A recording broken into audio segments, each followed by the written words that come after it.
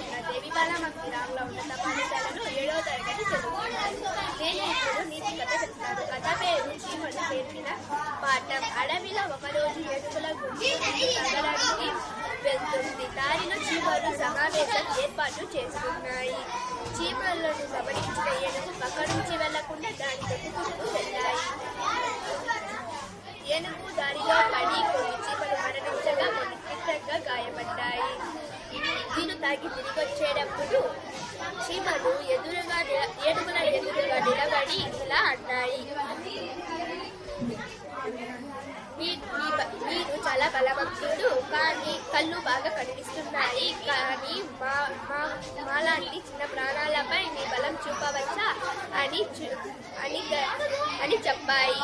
అందుకు ఏనుగులు అది మా ఇష్టమని గర్వంగా చెప్పాయి.